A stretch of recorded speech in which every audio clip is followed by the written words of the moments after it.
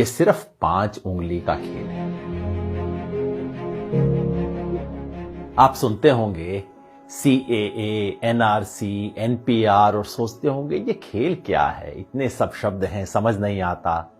वैसे बड़ा साधारण सा खेल है। मैं आपको समझा देता हूं, ये सिर्फ 5 उंगली का खेल है। 5 उंगली की यात्रा समझ लीजिए, ध्यान से समझिएगा और फिर समझाइएगा भी दूसरों को। ये यात्रा शुरू होगी सबसे छोटी उंगली से।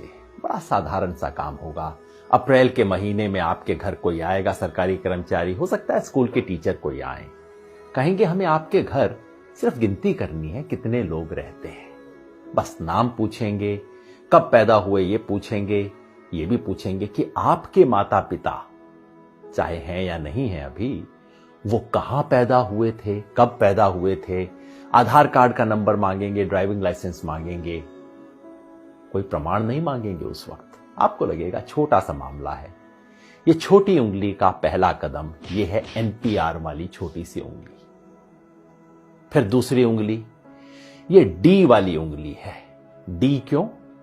क्योंकि आपके घर से जब एक बार ले जाएंगे लिख के, उसके बाद तहसीलदार के दफ्तर में, किसी सरकारी दफ्तर के अंदर कुछ टाइम बाद, हो सकता है कुछ महीने बाद, चुपचाप से उस लिस्ट का मूल्यांकन किया जाएगा और कोई सरकारी कर्मचारी उस लिस्ट में कुछ नामों के आगे D लिख देगा। D का मतलब डाउटफुल, डाउटफुल का मतलब संदेहास्पद, जिस पर शक है। किस बात का शक है? कि ये भारत के नागरिक दरअसल हैं नहीं। भाई कैसे फैसला होगा? कानून में कहीं नहीं लिखा कैसे फैसला होगा।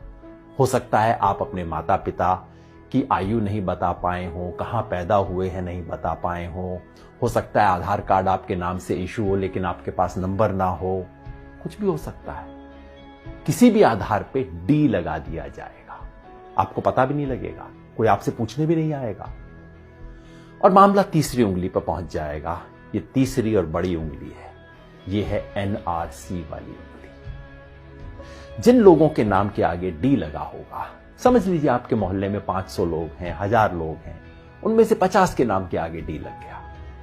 उन 50 लोगों को चिट्ठी आएगी, पूरे परिवार में नहीं। हो सकता है परिवार में बहू को चिट्ठी आए, बेटे को ना आए, बाप के नाम चिट्ठी आए, पोते के नाम चिट्ठी ना आए। कुछ लोगों के नाम चिट्ठी आएगी और उन्हें कहा जाएगा, नोटिस दिया जाएगा, अब आप साबित कीजिए कि आप भारत के नागरिक हैं। कैसे साबित करेंगे? सरकार ने आज तक नहीं बताया। हमारे पास सिर्फ एक असम का उदाहरण है जहां पहले हुआ है NRC, और वहां क्या हुआ था? ना आधार कार्ड माना गया, ना राशन कार्ड माना गया, ना वोटर लिस्ट में नाम माना गया। कहा नहीं, ये सब नहीं चलेगा, आप प्रमाण लेके आइए कि आप कहां पैदा हुए थे। आज से 30 साल पहले वोटर लिस्ट में आपका नाम था कि नहीं था, पुरखों का नाम था कि नहीं था, कोई संपत्ति का प्रमाण पत्र लेके आइए। साधारण लोग कहां से जुटाएंगे प्रमाण पत्र? इसके आधार पे उनमें से कुछ लोगों ने जो आधार अपने प्रमाण पत्र नहीं दे पाएंगे, उनका मामला चौथी उंगली पे पहुंच जाएगा। ये चौथी उंगली है फॉरेनर्स ट्राइब्यूनल की। यानी कि कहा जाएगा उस 50 में से समझ लीजिए 10 लोग बच गए जो प्रमाण नहीं दे पाए, जिनके पास कागज नहीं है, 15 लोग बच गए। उनको कहा जाएगा अब आपको आखिरी मौका दिया जा रहा है। ये उंगली आखिरी मौके की उंगली है, आखिरी मौका दिया जा रहा है। फॉरेनर ट्राइब्यूनल है, विदेशियों की अदालत है। अब उसमें जाके आप साबित कीजिए कि आप विदेशी हैं कि नहीं। अगर मुसलमान हैं तब तो कोई चांस ही नहीं है, क्योंकि यहां अब CAA का खेल शुरू हो जाए। अगर मुसलमान हैं, आपको विदेशी माना गया है, तो अब आप तो विदेशी हैं ही हैं, चाहे आपके बाप दादा यहां पे 500 साल से 1000 साल से रहते आ रहे हैं। अगर मुसलमान नहीं भी हैं तो पता है क्या है, आपको ये साबित करना पड़ेगा कि आप बांग्लादेश, पाकिस्तान, अफगानिस्तान से आए। अब आप सोचिए, बिहार यूपी में रहने वाले लोग, नेपाल की तराई में रहने वाले लोग, श्रीलंका में रहने वाले लोग, श्रीलंका के पास तमिलनाडु में रहने वाले लोग कहां से साबित करेंगे भाई कि हम पाकिस्तान से आए, बांग्लादेश से आए, अफगानिस्तान से आए? फॉरेनर ट्राइब्यूनल में अगर साबित आप नहीं कर पाए, जो लोग भी साबित नहीं कर पाए, वो लोग विदेशी घोषित हो जाएंगे और मामला अब चौथी उंगली से अब अंगूठे पे पहुंच जाएगा, अंगूठे तले दबने वाला। ये है डिटेंशन सेंटर। डिटेंशन सेंटर का मतलब जेल, विदेशियों के लिए बनी हुई खास जेल। भारत सरकार इसके नियम बना चुकी है। डिटेंशन सेंटर असम में बन चुका है, कर्नाटका में काम करना शुरू कर चुका है, बाकी 10 राज्यों में बन रहे हैं डिटेंशन सेंटर। जिस व्यक्ति के पुरखे पता नहीं कब से यहां पे रहते आ रहे होंगे, उसे अपनी ही मिट्टी में विदेशी बना के डिटेंशन सेंटर में डाल दिया जाएगा। यह है खेल। शुरू होगा छोटी उंगली से, एनपीआर से, और खत्म होगा कुछ लोगों के लिए। हो सकता है 1000 में से 1 लोग, हो सकता है 1000 में से 2 लोग डिटेंशन सेंटर में बने। क्या ये चाहते हैं? अगर नहीं चाहते तो इसे रोकने का एक ही तरीका है। ये 5 उंगली का खेल कैसे रुकेगा? जैसे ही पहली उंगली मोड़ने की कोशिश हो, आप 5 उंगलियां कर लीजिए बंद, मुट्ठी लीजिए कस और उठा दीजिए अपना हाथ। विरोध करना होगा, यानी कि जब पहली उंगली उठे एनपीआर वाली, एनपीआर का बायकॉट करना होगा।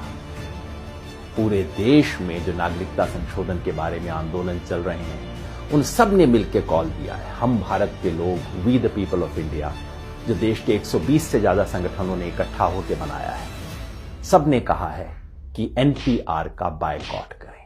यानी कि जब आपके घर में कोई टीचर आए, कोई सरकारी कर्मचारी आए एनपीआर का डेटा लेने, प्यार से बात कीजिए, इससे बुरा बात करने की जरूरत नहीं। पानी पिलाइए, चाय पिलाइए, नमकीन भी खिलाइए।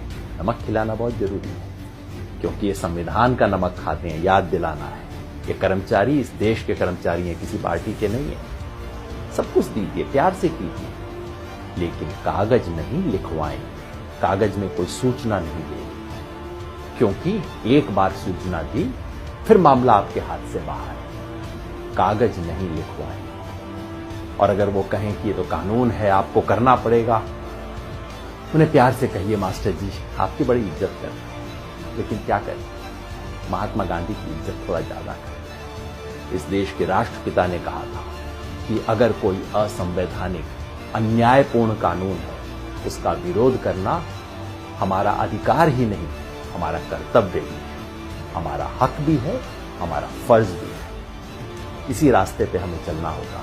याद रखिए, हम संविधान बचाने निकले। एक हाथ में तिरंगा, दूसरे में संविधान, मन में अहिंसा और जन गण मन का ध्यान। इसी रास्ते पे हमें चलना है। ये लड़ाई में हम लड़ेंगे और निश्चित जीतेंगे।